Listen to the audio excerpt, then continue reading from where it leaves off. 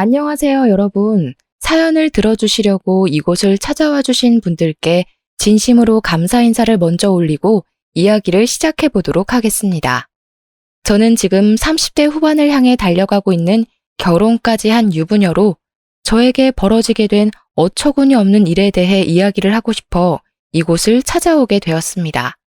사실 저는 저만 잘 먹고 잘 살면 된다고 생각하는 사람인데 결혼이라는 제도는 뭔가 제 생각에 금을 긋게 만드는 것 이상으로 어려운 일이더라고요. 저와 남편 우리 두 사람만 행복해서는 안 되고 그 주변인들까지 모조리 다 챙기고 눈치를 봐야 하는 상황이 몇 번이나 생기게 되니까 참 형용할 수 없는 기분이 들었습니다. 이야기를 시작하기 앞서서 이런 말을 꺼낸 이유는 제가 들려드릴 저의 이야기가 남편과 저의 불화가 아닌 전혀 엉뚱한 사람들에게 시작된 일이기 때문입니다.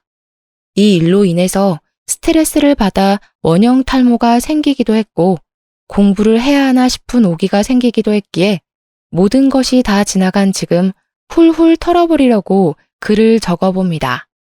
여러분들께서 제 이야기를 재밌게 들어주신다면 오히려 더 가벼운 마음으로 지난 과거는 과거일 뿐 내 시간은 흐르는 물이다 하고 생각하며 지내보려고 합니다.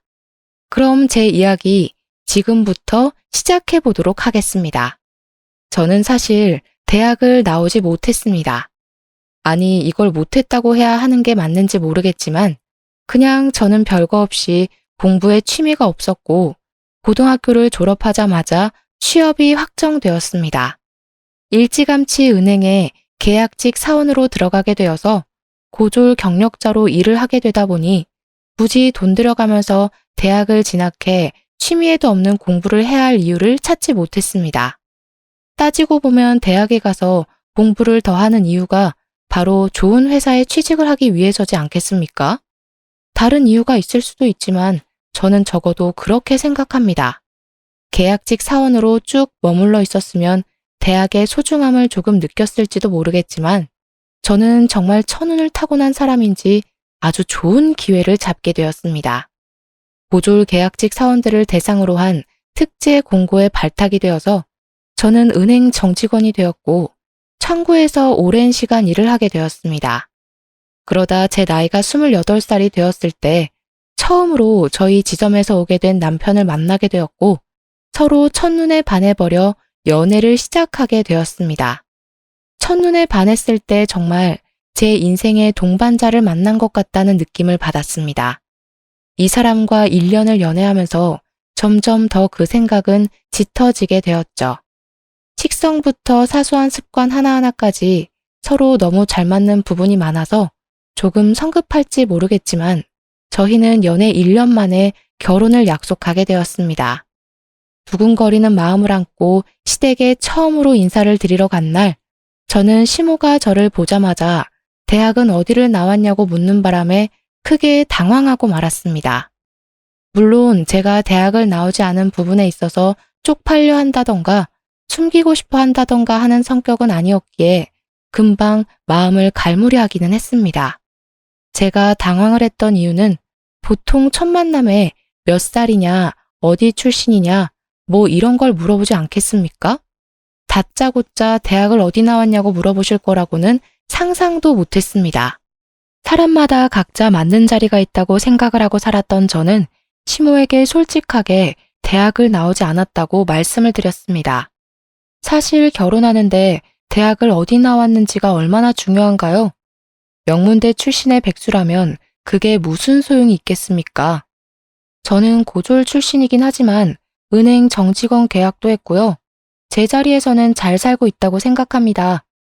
근데 제가 대학을 나오지 않는 고졸 출신이라고 말을 하자 시부가 인상을 팍 쓰시는 게 아니겠습니까? 사람 면전에 대놓고 표정 관리하지 않는 모습에 살짝 놀랐습니다. 시모가 저를 보며 과하게 놀라면서 말씀을 하셨습니다. 대학을 나오지 않았다고? 어떻게 대학을 나오지 못한 애가 우리 집 며느리로? 그러시면서 말끝을 흐리고 시부를 바라보시는데 알고 보니 시부가 한의대를 졸업한 한의사더라고요.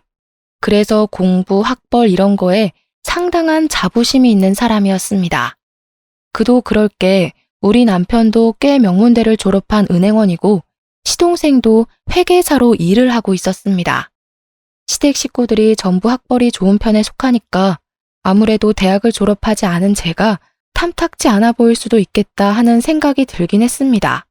시모는 그 이후에도 쉬지 않고 저에게 대학을 나오지 않은 것에 대한 질문을 쏟아내기 시작했습니다. 누가 보면 미리 질문지라도 준비할 줄 알았겠어요. 대학은 왜 안 나온 게야? 공부를 못했던 거야? 아니면 집에 돈이 없었던 거야? 아니에요, 어머님. 저는 그냥 고등학교를 졸업하자마자 은행에서 계약직으로. 뭐야? 계약직? 지금 계약직으로 일을 하고 있다는 소리야? 말이 끝나지도 않았는데 제 말을 잘라먹더니 너무 큰 소리로 계약직인 게 사실이냐고 남편을 한번 째려보고 저를 또 한번 보시고 하더라고요. 제 말을 끝까지 들어주셨더라면 이런 오해가 쌓이지도 않을 텐데 중간에 말을 잘라먹고는 저에게 해명 한번 해봐라 하는 태도로 일관하는 시부모가 참 경우 없게 느껴졌습니다. 아니요, 저 지금 정직원이 맞고요. 아니 엄마, 보졸이면 어떻고 계약직이면 어때서 자꾸 잡아먹을 듯이 말을 하세요? 엄마는 고등학교 졸업장도 없잖아. 중퇴잖아, 중퇴. 학벌 가지고 뭐라고 물어뜯을 생각하지 말고 지금 어떻게 사는지 어떤 성품인지를 먼저 보시란 말입니다. 어떻게 어른이 되어서는 젊은 세대보다 보는 눈 없는 사람처럼 행동을 하세요? 저는 남편의 말에 솔직히 황당스러움을 느꼈습니다. 시모는 고등학교 졸업도 나중에 따로 검정고시를 봐서 인정받았다고 하더라고요. 본인도 학력이 그렇게 좋은 편이 아니면서 저한테 학력 가지고 한 소리 한 게 억울하게 느껴질 정도로 기분이 많이 상했습니다. 제 표정이 살짝 굳어지자 시모는 당황해하면서 본인의 변명을 하기 시작했습니다. 우리 때에는 여자가 공부는 무슨 공부냐 하면서 돈 벌어오는 게 당연하던 시대였다. 중졸로 사는 게 당연한 거였다. 이 말이야. 대학은커녕 고등학교에 진학하는 것도 사치였는데 요즘 시대는 그게 말이나 되는 소리니? 유학까지 턱턱 다녀오는 마당에. 그때부터 저는 시모의 말이 가소롭게 들리기 시작해서 아무 대꾸도 하지 않고 그냥 흘려듣고 있었습니다. 제가 별 반응이 없자 시모는 제가 자기를 무시한 거라고 생각이 들었는지 발끈하며 저를 계속 공격하듯이 말을 하시더라고요.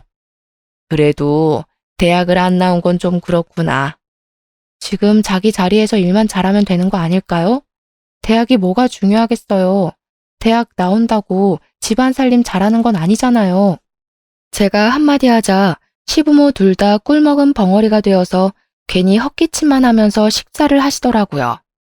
어색했던 만남이 무색할 만큼 시간이 빠르게 흘러 저와 남편은 결혼을 하고 신혼생활을 만끽하고 있었는데 시작과 동시에 자꾸 시모가 저를 불러내기 시작했습니다.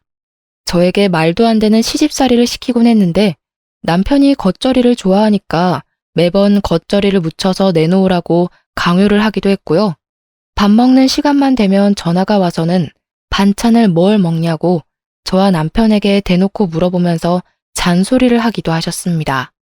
하루는 일이 바빠 배달 음식이라고 시켜 먹게 되면 어떻게 몸에도 안 좋은 환경 호르몬이 가득한 배달 음식을 시켜 먹을 수 있냐며 집에서 신부 수업도 안 받냐고 잔소리를 하셨고요. 비법 양념을 알려줄 테니까 시댁에 와서 요리를 배워가라고 하셨고 시골에서 과일 좋은 게 올라왔으니 과일 한번 깎아보라고 눈에 쌍심지를 켜고 지켜보기도 하셨습니다. 저에게 대학을 나오지 못했으니까 살림살이를 빨리 배울 수나 있을지 걱정이 된다면서 대학 타령을 하루 종일 하시는 게 아니겠습니까? 아니 대학에서 요리하는 법, 과일 깎는 법, 세탁기 돌리는 법이라도 알려준다는 건지 뭔지. 하도 저한테 잔소리를 해대니까 저도 스트레스를 받긴 했는데 저보다 저희 남편이 더 스트레스를 받는 건지 있는 대로 신경질을 내면서 시모를 말려주었습니다. 그런데 그거 아시죠? 평생 키운 아들이 엄마 편 안 들고 마누라 편 들으면 엄청 서운하다고 우리 시모는 남편이 제 편을 드는 게 서운했었나 보더라고요. 계속해서 저만 보면 가만히 내버려 두질 못하고 이리 시켜먹고 저리 시켜먹고 악순환의 반복이었습니다. 하루는 대학 타령하는 시모에게 제가 결국 참지 못하고 한마디 하고 말았습니다. 어머님, 경력이 중요한 거 아니겠어요? 그게 무슨 말이니? 어머님도 대학 안 나오셨는데 살림 잘하시잖아요. 이게 바로 경력이라는 거죠. 너 지금 나 무시하니? 제가 어머님을 왜 무시해요? 칭찬한 건데. 저랑 어머님이랑 둘 다 고졸이니까 저도 어머님처럼 잘하겠죠. 시모의 얼굴이 불그락푸르락해졌지만 대학을 가지고 더 말을 하지 못하고 부들부들거리고 있었습니다. 솔직히 저도 시모랑 유치하게 싸우고 싶은 마음은 전혀 없었는데 자꾸 학벌 가지고 한 소리 하니까 저도 더 이상 참을 수가 없더라고요. 그 이후에도 남편이랑 주말에 같이 시댁에 가면 한의사라는 부심이 있는 시부가 제 학벌을 가지고 한 소리 하고 싶어 하는 게 눈에 빤히 보였습니다. 하지만 저도 한 성격 하는지라 지지 않고 맞서기 시작했더니 저한테 대놓고는 말을 못하시고 시모한테 잔소리를 하시더라고요. 시모랑 저랑 같이 장을 보고 왔는데 물건값 계산이 잘못돼서 시모에게 다시 갔다 와야겠다고 말했더니 시모가 저를 나무라셨습니다. 너는 은행식이나 다니는 애가 이런 걸 똑바로 챙겼어야지. 옆에서 멀뚱멀뚱 서 있기만 하니까 이런 실수가 생기는 것 아니니? 대학을 안 나와서 그런가 됨이 부족한가 보지. 어찌 된 게 부부 사이의 사이가 아주 돈독하네. 둘 다 고졸이라 그런가? 그런 식으로 한의대 출신이라고 본인 스스로를 추켜 세우는데 솔직히 나이고 뭐고 저게 뭐 하는 짓인지 아주 꼴불견이었습니다. 저는 결혼한 지 몇 개월 되지 않아 시댁에 가는 발길을 서서히 끊으려고 준비를 했습니다. 아무리 남편이 제 편을 들어준다고 해도 시부모는 끄덕도 하지 않고 저를 고졸 출신 은행원이라며 무시하기 바빴거든요. 물론 저도 그런 시부모에게 타격을 받는다거나 제 스스로 무너진다거나 하지는 않았지만 매일 바뀌지 않는 레퍼토리에 익숙해질 필요도 없으니 시댁에 방문하기를 꺼려 했습니다. 제가 별 트집을 잡히지 않으려고 은근히 시모가 시키는 일을 척척 해내고 있었는데 하루는 저에게 빨래를 어떻게 하느냐 물어보셔서 세탁기로 한다고 말씀을 드렸습니다.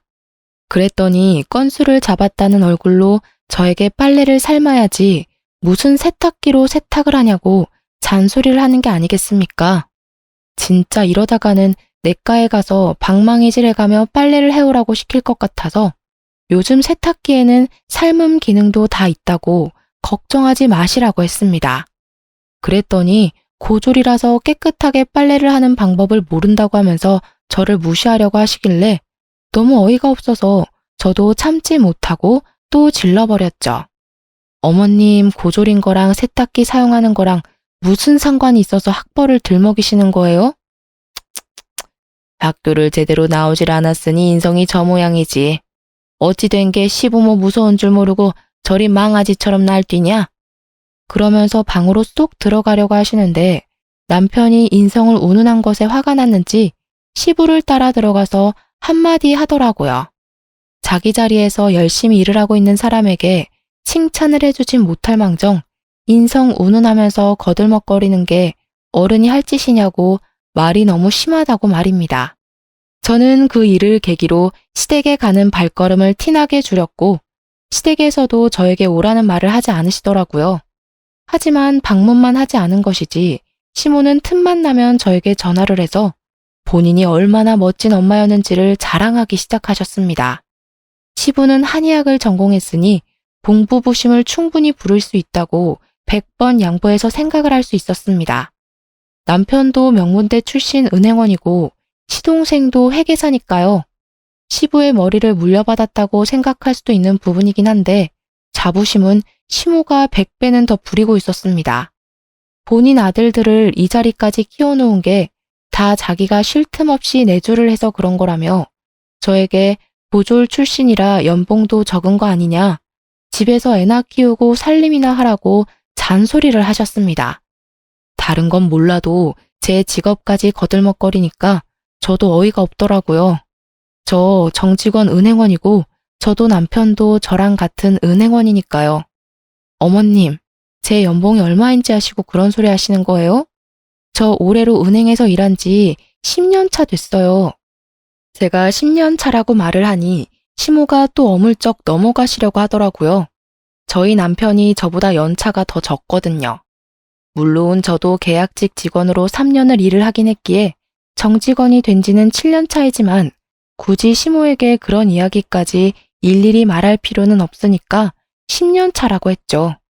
본인도 고졸이면서 저에게 자꾸 고졸하는 게 스스로 마음에 걸렸던 건지 뭔지, 거기다가 시부가 평소에 시모를 학벌로 무시하는 게 눈에 보이긴 했거든요.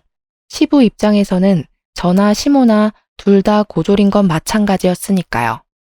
그래서 그런 건지 시모가 어느 날 갑자기 사이버 대학에 입학을 한 것입니다. 솔직히 그 나이에 사이버 대학에 입학을 한 시모가 존경스럽긴 했지만 자기가 이제 사이버 대학을 다니니까 저를 학벌로 더 무시를 하는 겁니다. 아직 졸업장을 받진 못했지만 대졸이라고 하면서 아니 근데 저도 마음만 먹으면 사이버 대학이야 당연히 입학할 수 있죠. 근데 이미 안정적인 직장에 있는 마당에 그것도 정년까지 버틸 수 있는 직장인데 제가 사이버 대학에 가서 어디다가 쓰겠습니까? 시간이 흘러 저희 부부가 결혼을 한 지 3년 차가 되었을 때 시동생이 결혼을 하고 싶은 여자가 생겼다고 이야기를 하면서 저희 부부에게 여자친구를 소개해 주었습니다. 시동생이 저와 나이가 같았는데 동서가 될 시동생의 여자친구 또한 저와 동갑내기더라고요. 시댁에 인사를 딱 왔는데 옷도 그렇고 생긴 것도 그렇고 너무 단정하게 차려입고 왔는데 시부가 흥미를 보이면서 직업이 뭐냐고 물어보았습니다. 예비동서는 아주 당당하게 본인 직업이 의사라고 이야기를 하는 게 아니겠습니까? 시부가 의사라는 말에 신이 나서 예비동서에게 살갑게 구셨습니다. 어이구, 우리 예비 며느리가 의사구나. 나도 의사인데. 우리 집안에 의사가 둘이나 되는구나. 입이 귀에 걸려서 껄껄 웃으시는데 저를 처음 봤을 때랑은 너무 다르게 동서를 대하는 모습에 속이 살짝 뒤틀릴 뻔했습니다. 제가 또 공부나 학벌 이런 걸 따지는 시부의 성격을 아니까 그냥 별소리 없이 조용히 있었는데 동서가 시부의 눈을 똑바로 바라보면서 이런 말을 하더라고요. 아버님은 한의사라고 들은 것 같은데 저는 그냥 의사요. 그 말에 저랑 남편이랑 둘이 은밀하게 시선 교환을 했는데 둘 다 말하지 않아도 알아요. 딱 그 표정이었습니다. 예비동서의 성격이 장난 아니구나 하고 알게 된 시작이기도 했습니다. 당연히 동서의 말에 시부모님 두 분 다 당황했는데 예비동서는 마치 아무런 일도 없었던 것처럼 평온하게 커피를 마시고 앉아 있더라고요. 그때 시모가 저에게 과일을 좀 내오라고 시키셨고 동서가 인사를 드리러 온 자라니까 잡일 정도는 제가 해도 되겠다 싶어서 과일을 깎아서 내왔습니다. 동서 앞으로 과일을 밀어주는데 저를 빤하게 보더니 정말 가까이서 집중하고 보지 않으면 보이지도 않을 비웃음을 살짝 흘리는 게 아니겠습니까? 속으로 이게 무슨 표정이지? 지금 나를 비웃은 건가? 생각을 하면서 지금 제가 느끼는 이 묘한 분위기가 뭘까? 동서의 눈치를 살피고 있었습니다. 동행원이라던 형님 맞으시죠? 되게 순종적으로 사시는구나. 순간 제가 느낀 그 비웃음이 진짜 비웃음이었다는 걸 깨닫고는 예비동서에게 저도 똑같이 돌려주었죠. 곧 있음 제가 형님이 될 텐데 지금 순종적이라는 표현이 맞는 말인가요? 그리고 제 할 일을 했을 뿐이에요. 아, 할 일이 과일 깎는 일? 그러면서 피식하는데 아니 반말은 왜 반말인지 어이가 없어서 순간 남편의 얼굴이 티가 나게 굳었는데 시부는 의사라는 예비동서가 마음에 들었는지 갑자기 다른 주제로 말을 돌리시면서 예비동서와 대화를 하기 시작했습니다. 그 틈에 끼어들어서 남편이 예비동서에게 한 소리 하는 것 또한 모양새가 좋아 보이지 않았기에 저와 남편은 그 뒤로 시동생과 동서에게 관심을 끊었습니다. 그런데 시부가 동서를 엄청 마음에 들어한 게 눈에 딱 보였다고 하지 않았겠습니까? 결국 시동생 결혼을 팍팍 밀어붙여서 시키더라고요. 결혼을 한 이후에는 입으로 표현하면 욕만 줄줄 나올 정도로 어이가 없었습니다. 시부가 대놓고 동서를 예뻐하니까 동서의 기고만장이 하늘을 찌르기 시작한 것입니다. 원래 누울 자리 보고 뻗댄다고 동서도 시부가 뭐만 하면 의사 며느리라고 편을 들어주니까 시부가 무시하는 저를 같이 무시하면서 재수없게 굴더라고요. 저에게도 동서가 생기고 처음 맞이하는 명절이 되었는데 첫 명절에 여러분들은 시댁에 가서 뭘 하셨는지 기억이 나시나요? 보통은 일찍 와서 식사 준비를 거들거나 시부모님과 대화를 한다거나 해야 하는 거 아닌가요? 우리 동서는 그런 행동을 한 번도 한 적이 없습니다. 자기가 의사라서 명절이고 휴일이고 할 것 없이 바쁘다면서 시간이나 날지 모르겠다고 오후에 잠깐 들릴게요. 이러고 있더라고요. 저는 의문이 당연히 들었죠. 의사는 무슨 명절에 쉬지도 않고 수술이랑 진료가 있답니까? 거기다가 뭐 대학병원 의사도 아니고 동네 병원 의사였어요. 분명 빨간 날 쉰다는 걸 알고 있는데도 뻔뻔하게 의사라서 일이 바쁘다고 말하는 게 황당한 거죠. 차라리 살림하는 게 싫어서 늦게 오겠다고 하던가. 하지만 시부는 또 동서 편을 들면서 의사면 평일이고 주말이고 그런 게 없는 게 당연하다고 우리 며느리 고생하니까 그냥 푹 쉬라고 하는 게 아니겠습니까? 당연히 고졸 출신 은행원에게는 해당 사항이 없는 말이었죠. 저는 잔소리꾼인 시모 옆에 찰싹 달라붙어서 식사 준비를 다 마쳤더니 동서가 그제야 빼꼼 얼굴을 들이밀더라고요. 근데 그날 우리 남편이 점심을 먹고 체하고 말았습니다. 속이 더부룩하다고 하더니 얼굴이 창백해져서 손발까지 얼음장처럼 차가워졌더라고요. 제가 놀래서 남편의 손발을 주무르고 시부가 한약으로 된 소화제와 손을 따주겠다면서 침을 들고 나와 남편의 손을 따주었습니다. 남편의 손에서 검붉은 피가 줄줄 흘러나오는 것을 보더니 동서가 기겁을 하는 게 아니겠습니까? 정말 한 글자도 틀리지 않고 이렇게 말을 하더라고요. 아니, 미개하게 왜 바늘로 손을 따는 거예요?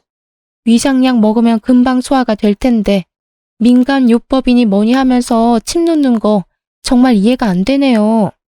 아니, 시부한테 어떻게 미개하다는 표현을 쓸 수가 있습니까? 시부는 자기 귀로 들은 게 맞냐는 표정으로 동서를 바라보고 시모 표정도 완전히 썩어 들어갔습니다. 그것뿐이라면 사실 동서에 대한 이야기를 이렇게 줄줄이 늘릴 필요도 없죠. 동서는 바쁘다면서 명절이고 시부모 생신이고 뭐고 집안일에 도움이 되는 일은 한 적이 없습니다. 얼굴을 비추는 것도 모든 상이 다 차려진 다음에 마치 자기가 주인공인 것 마냥 뒤늦게 도착해서 말뿐인 사과를 건넬 뿐이었습니다. 제가 몇 번을 넘어갔지만 더 이상은 봐주면 안 되겠냐는 생각에 동서를 붙잡고 이야기를 했습니다. 아무리 그래도 명절이랑 시부모 생신 때는 제때 나타났으면 좋겠다고 말입니다. 형님, 손윗사람만 유세를 떨고 싶긴 한가 봐. 나 박간이라는 사람이야. 의사라고 의사. 남들이 어떻게든 며느리 붙잡고 싶어하는 사람이 바로 나라고. 동서가 의사인 건 잘 알지. 의사고 나부랭이고 뭐고 집안 행사에 늦지 말라는 게 어려워? 의사가 뭐 병원에서 진료만 보고 쉬는 줄 알아? 내가 바빠서 이런 시간도 겨우 내는 건데 앞으로 이 시간도 내면 안 되겠다. 제가 동서를 붙잡고 이야기를 하고 있었는데 뒤에서 시모가 이야기를 듣고 있었나 봐요. 어이가 없다는 듯이 허하고 헛기침을 내뱉자 동서가 시모한테 가르치듯이 어머님, 엿들이시면 안 되죠. 하는 게 아니겠습니까? 제가 동서한테 아무리 나이가 같다고 하지만 제가 손윗사람이니 반말은 하지 말았으면 좋겠다고 했더니 저에게 인상을 쓰면서 이게 말로만 듣던 시집살이냐고 묻더라고요. 누가 들으면 정말 제가 일방적으로 괴롭혔다고 생각하겠더라고요. 그 뒤로 동서는 2년이라는 시간이 흐르는 동안 집안 행사에 참여하다기보다 돈으로 해결을 하려고 했습니다. 시부가 한의사로 오래 일을 했고 한의원 운영이 잘 돼서 돈이 부족한 살림은 아니었단 말입니다. 그런데도 당당하게 동서는 돈봉투를 들이밀더라고요. 동서도 의사니까 얼마나 용돈을 드리는지 궁금하기도 하고 해서 슬쩍 시모한테 물어봤는데 올해도 참석 못해요 라고 당당하게 말을 하면서 용돈 액수는 10만 원, 20만 원 들어있는 게 끝이라고 흉을 보시더라고요. 생신날에도 고작 10만 원 넣어서 줬대요, 글쎄. 시부모가 오죽하면 그 돈 봉투를 돌려주면서 차라리 제때 와서 일을 하고 거들었으면 좋겠다고 했더니 동서가 자기는 의사라 바빠서 안 된다고 딱 잘라 말하더래요. 시부가 열이 받아서 나도 의사야 했더니 동서가 깔깔 웃으면서 양약이랑 한약이랑 같냐고 되묻는 바람에 시부 넋이 완전히 빠졌다고 했습니다. 저는 진짜 동서에게 다른 의미로 박수를 쳐주고 싶었어요. 머리에 꽃을 꽂은 년이 따로 없지 않겠습니까? 그렇게 점점 막장으로 치닫는 시댁과의 관계가 6년째 이어지고 있었던 어느 날, 저는 30 중반이 되었고 남편과 고민 끝에 임신 계획을 세우고 임신에 성공을 하게 되었습니다. 사실 결혼 6년 차에 아이를 가지게 되었으니 많이 늦기도 했고 시댁에서도 아이를 정말 오랜 시간 기다려 오셨거든요. 바로 이야기를 할까 말까 고민을 하긴 했지만 아직 안정기에 접어들지 않았으니 초기 단계에는 비밀로 하는 게 오히려 좋겠다는 생각이 들었습니다. 그런데 때마침 시부모님이 저와 남편을 불러서는 왜 임신 소식이 없는 거냐고 서로 몸에 이상이라도 있는 거 아니냐고 물어보셨습니다. 그런데 타이밍도 기가 막히게 그날 저녁에 동서가 평소에 절대로 먼저 방문하지 않는 시댁에 방문을 해서는 의기양양하게 임신 소식을 전하는 게 아니겠습니까? 저를 바라보면서 마치 일부러 안쓰럽다는 식으로 이야기를 하는데 딱 봐도 저에게 자랑을 하고 싶어서 안달난 사람처럼 굴었습니다. 형님네가 아직 아이 소식이 없는 걸 봐서는 좀 문제가 있으신 게 아닌가 싶기도 한데 저희라도 빨리 아이를 가져야 하지 않겠어요? 아, 형님 다음 주 토요일에 혹시 무슨 일 있으세요? 제가 그날 출근을 해야 돼서 이삿짐 들어오는 걸 봐줄 사람이 없거든요. 저희가 아이도 생기고 해서 큰 집으로 이사 가기로 했어요. 지금 동서 이사하는데 나한테 이삿짐 들어오는 걸 감시하라는 이야기야? 다 들어놓고 뭘 자꾸 물어보세요. 형님 좋다는 게 뭐예요? 와서 좀 도와주세요. 입주 청소도 좀 해주시고요. 어차피 할 일 없으시잖아요. 제가 너무 기가 막혀서 동서를 째려봤더니 갑자기 뭔가 깨달은 것 같은 표정을 지으면서 피식 웃는 게 아니겠습니까? 아, 제가 수고비 드릴게요. 섭섭치 않게. 그러더니 지갑에서 5만 원짜리 2장을 꺼내서 제 손에 쥐어주는 게 아니겠습니까? 제가 5만 원짜리 2장을 가만히 보고만 있으니 동서가 웃으면서 뭐 하냐고 받으라고 하더라고요. 그 순간 진짜 이성이 끊어지는 소리가 뚝 하고 들리면서 눈이 확 돌더라고요. 제가 동서 하면서 부르는데 남편이 정말 열이 엄청 받았는지 시동생의 멱살을 잡고 주먹을 날려버렸습니다. 시부모도 시동생도 동서도 다 놀라서 남편을 쳐다보더라고요. 야, 학벌 좋은 의사면 뭐해? 인성이 쓰레기인데. 어디서 저런 여자를 마누라랍시고 데리고 다녀? 입주 청소가 뭐가 어쩌고 어째? 5만 원짜리 2장 가지고 지금 무슨 생색을 내는 거야? 세상 물정 너무 모르네.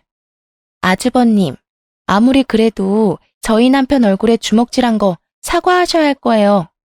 와, 진짜 뚫린 입이라고 아무 말이나 하네. 내가 차마 임신한 여자는 못 때려서 어쩔 수 없이 이 새끼를 때리긴 하는데 앞으로 재수씨 조심 좀 하고 살아. 알겠어? 너네 밑에서 자랄 애들 인성이 벌써부터 눈에 훤하다. 저는 남편이 저 대신에 시동생에게 주먹질을 해줘서 너무나도 고마웠습니다. 안 그랬으면 제가 임신을 한 몸으로 임산부의 뺨을 때릴 뻔했지 뭐예요. 남편은 멍하니 있는 시부모께도 경고를 하듯이 이야기를 했습니다. 앞으로 이런 걸로 스트레스 줄 거면 2번 다시는 찾아오지 않겠다고 말입니다. 동서는 시동생의 얼굴을 이리저리 살피면서도 저에게는 끝까지 사과를 하지 않고 모른 척하면서 저희가 집에 가는 걸 지켜만 보고 있더라고요. 그 뒤로 남편은 정말 작정이라도 한 사람처럼 저에게 시댁의 연락도 받지 않고 갈 생각도 하지 말라고 동서에게 사과를 받기 전까지는 아무것도 하지 말라고 했습니다. 저는 임신 7개월이 될 때까지 시댁에 아무런 연락도 하지 않은 채 지냈고 친정에서는 그 사실을 다 아시고는 2배로 저를 더 챙겨주시려고 하셨습니다. 친정 부모님께서 저에게 육아용품을 선물해주고 싶다고 하셔서 같이 큰 컨벤션 홀에서 육아용품이 죄다 모아파는 박람회에 참석하게 되었습니다.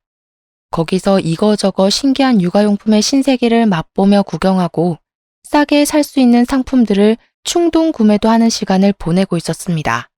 그런데 옆으로 낯이 익은 사람이 쓱 지나가는 게 아니겠습니까? 제가 잘못 봤나 싶어서 슬쩍 다시 시선을 돌렸는데 아무리 봐도 저희 동서가 거기 있더라고요.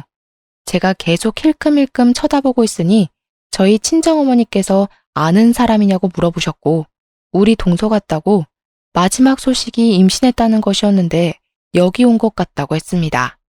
저희 어머니께서는 아무리 그때 좋지 않게 마무리가 되었다고 해도 인사는 해야 하는 거 아니냐고 하시더라고요. 하지만 워낙 사람이 많고 시끄럽기도 하고 하니까 동서는 제가 근처에 왔다는 것을 꿈에도 모르고 있었습니다. 거기다가 동서는 물론 시댁에서도 제가 임신을 했다는 걸 모르고 있었기 때문에 그 장소에 제가 앉을 거라고는 상상도 못한 거죠. 그리고 저는 여기서 아주 이상한 상황을 목격하게 되었습니다. 글쎄, 동서 옆에 웬 모르는 남자 하나가 있지 않겠습니까? 처음에는 멀리서 보고 시동생인 줄 알았는데 아니더라고요.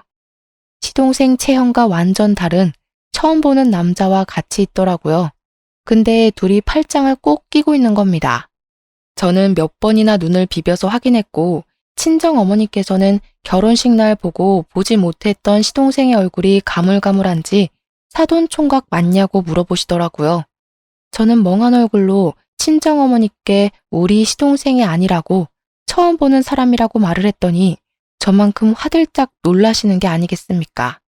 둘이 무슨 연인 사이인 것 마냥 다정하게 육아용품을 보고 남자가 계산도 해주고 하길래 저는 놀래서 일단 사진을 찍어 두었습니다. 저랑 동서가 비슷한 시기에 임신을 해서 그런지 막달 출산 예정일까지도 며칠 차이가 나지 않게 접하게 되었는데 2주일 정도 차이가 있었습니다. 임신 막달이 되어서야 남편이 시댁에 제가 출산을 앞두고 있다는 소식을 전했고 시부모님은 아닌 척 하면서도 손주 성별이 뭔지 건강한지 궁금해 하셨습니다. 그런데 동서가 예상보다 훨씬 일찍 진통이 왔고 저도 같이 진통이 오는 바람에 같은 날 병원에 가서 출산을 하게 되었습니다. 정말 운명의 장난이죠. 같은 날 손주들이 태어나게 되었는데 제가 2시간 일찍 낳게 되는 바람에 시부모님이 제 병원에 먼저 찾아가서 인사를 하시고는 동선에 출산했다는 말에 달려가셨습니다. 그런데 동서가 어떻게 자기가 진통을 겪고 출산에 임박했는데 형님 병원을 먼저 갈 수 있냐고 서운하다고 시부모한테 짜증을 냈다는 게 아니겠습니까? 그 소식을 전해 듣고는 정말 어이가 없었지만 이미 벌어진 일인데 이제 와서 뭐 어쩌겠냐 싶어서 동서의 말을 무시하고 저는 몸조리에 힘을 썼습니다. 둘 다 조리원까지 잘 다녀와서는 시부 생신이 코앞이라 친생아들을 데리고 시댁에서 식사를 하기로 약속한 뒤 모이게 되었는데 거의 8개월 만에 찾아가니 어색하더라고요. 시부모님도 어색한지 저에게 수고했다고 말은 해주시는데 은근히 제 눈치를 보시는 것 같고 분위기가 미지근한 와중에 동서가 그러는 거예요. 형님은 매번 저에게 밀리기만 하시더니 애는 몇 시간 일찍 낳아서 다행이네요. 이런 거라도 이겨야지. 장남의 첫 딸인데. 제가 어이가 없어서 동서를 바라보는데 남편이 옆에서 콧구멍을 벌렁벌렁 거리더라고요. 또 사달이 날 것 같아서 남편의 손을 꼭 잡았습니다. 오늘 아이 낳고 처음으로 찾아온 시댁인데 괜한 분란만 일으키고 싶은 마음은 없었거든요. 근데요, 시부모님께 저는 아직 서운하네요. 저도 아들 낳았고 형님네는 딸 낳았는데 당연히 저한테 먼저 오셨어야 하는 거 아닌가요? 딸이고 아들이고 무슨 의미가 있다고 그래. 의미가 없긴 왜 없어요? 대를 잇는 게 누군지가 중요한 거죠. 형님 어떡해요? 떡하니 아들을 낳았어야 했는데 아무짝에도 쓸모없는 딸을 낳았네. 도대체 그 말에 화를 내지 않을 엄마가 어디 있겠습니까? 그렇게 따지면 동서도 저도 시모도 전부 누군가의 딸 아닌가요? 제가 너무 열이 받아서 남편보다 한 발 먼저 동서의 대갈통을 빡 소리가 날 정도로 크게 후려갈겼습니다. 동서가 형님 하면서 저에게 소리를 지르는데 제 손이 얼얼할 정도로 때려서 그런가 동서 눈에 눈물이 와글와글 고이더라고요. 저는 더 이상 이 아나무인한 동서의 행태를 봐줄 수 없다는 생각에 열이 받아서 육아 박람회에서 찍었던 사진을 동서에게 들이밀었습니다. 동서, 이 남자 누구야? 동서가 낳은 아들이 우리 시동생 아이는 맞아? 지금 저 미행하셨어요? 와, 형님 진짜 무서운 사람이네. 미행? 내가 왜 동서를 미행해? 나도 우연히 갔다가 본 거야. 아주 둘이 팔짱 끼고 육아용품 계산도 해주고 장난 아니게 기쁜 사이 같아 보이던데? 그 말이 끝나기 무섭게 시동생이 무슨 소리를 하는 거냐고 하더니 제 휴대폰을 빼앗듯이 가져가서 사진을 하나하나 확인을 해보는 거 있죠. 그러면서 동서 얼굴이 새빨갛게 달아오르더라고요. 시동생이 아는 사람인 건지 뭔지 아직도 이러고 있는 거냐고 소리를 지르는데 동서가 아니라고 오해라면서 당황한 채 시동생에게 변명을 하는 게 아니겠습니까? 형님 정말 소름 돋는 사람이야. 이거 전부 조작된 거야. 이 배경 우그러진 거 여기 티나지 않아? 이거 포토샵으로 조작한 거라니까. 포토샵으로 조작은 무슨. 나 그런 프로그램 다룰 줄도 모르는 사람이거든. 내 눈으로 똑똑히 봤어.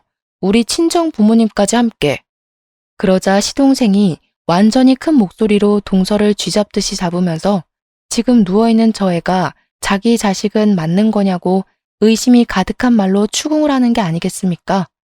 알고 보니까 그날 육아대전에 같이 왔던 그 남자가 시동생도 아는 남자였는데 동서의 첫사랑이나 다름없는 사람이라고 하더라고요. 거의 10년 가까이 만났던 사람인데 동서가 너무너무 사랑해서 죽기 살기로 매달렸던 남자였다고 하는 겁니다.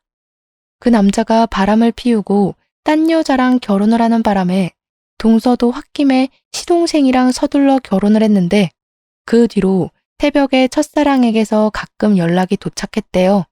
찌질한 남자의 표본을 빼다 박은 그 남자는 동서에게 새벽마다 자니? 라는 문자를 보내기도 하고 그걸 시동생이 몇 번 목격까지 했다네요. 그래서 새벽에 물건을 집어던지면서 싸운 적이 한두 번이 아니라는 겁니다.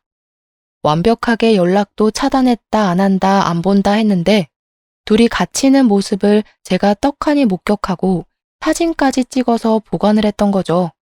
시동생이 동서에게 큰 소리를 떵떵 치면서 저 아이가 내 아이라는 거 못 믿겠다고 유전사 검사를 하겠다고 난리가 났고 동서는 무슨 소리 하는 거냐고 그런 거 못한다고 강짜를 부렸습니다. 이런 식으로 절 엿먹이면 좋으세요? 진짜 음침한 사람이다. 동서가 말을 하는 순간 시동생이 열이 받았는지 동서의 뺨을 갈기더라고요. 뺨을 맞은 동서는 충격을 받아 아무 말도 하지 못하고 멍하니 서 있었습니다.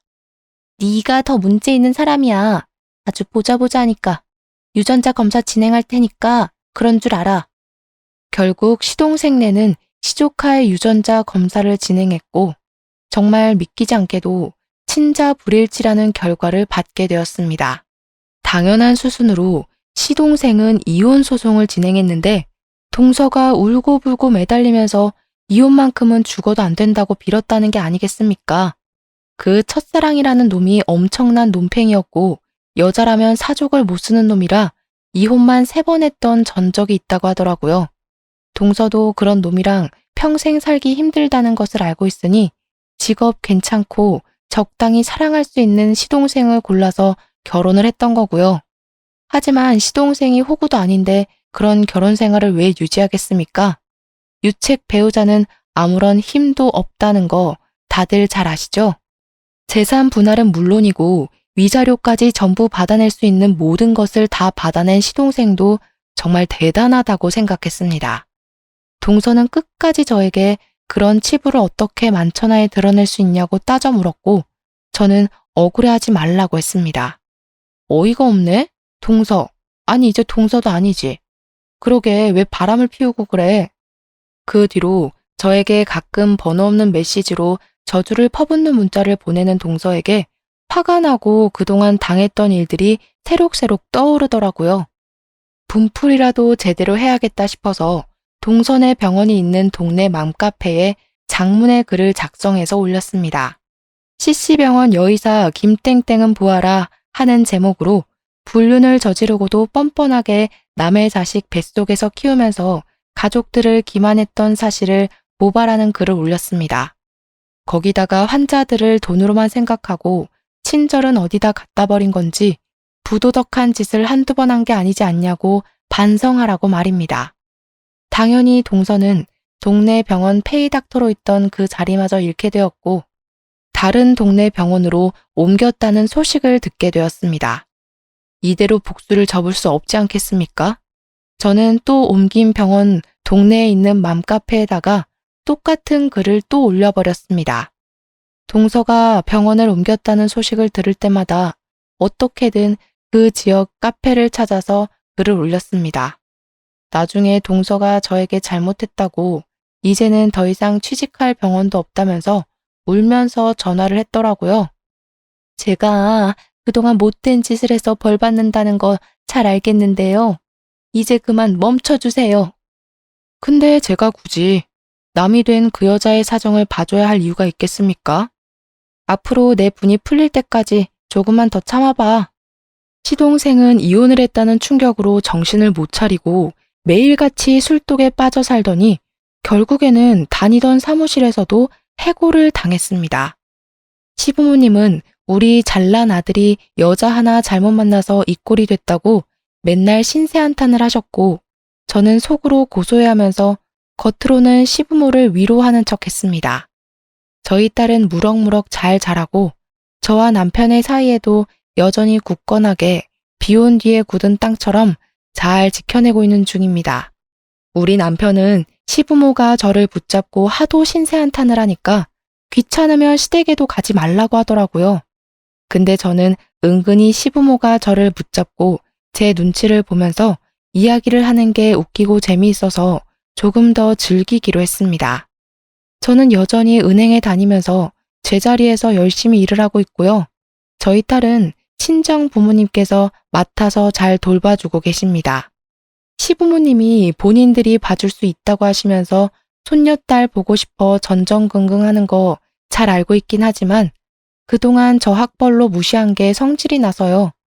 친정 부모님께 맡기고 있는 중이랍니다. 앞으로 저에게 어떻게 하는지에 따라서 달라지겠죠? 조금만 더 이 생활을 즐기고 싶습니다. 이래서 미꾸라지 한 마리가 물을 다 흐린다는 말이 있는 건가 봅니다. 애초에 그런 인간이 동서로 들어오지만 않았더라면 이 지경까지 막장으로 치닫을 일도 없었을 건데 말이죠. 새삼 교훈 하나 얻고 가네요. 여러분들도 앞으로 사람 보는 눈 키우시면서 늘 좋은 인연만 함께하길 바라겠습니다. 사연 들어주셔서 감사합니다.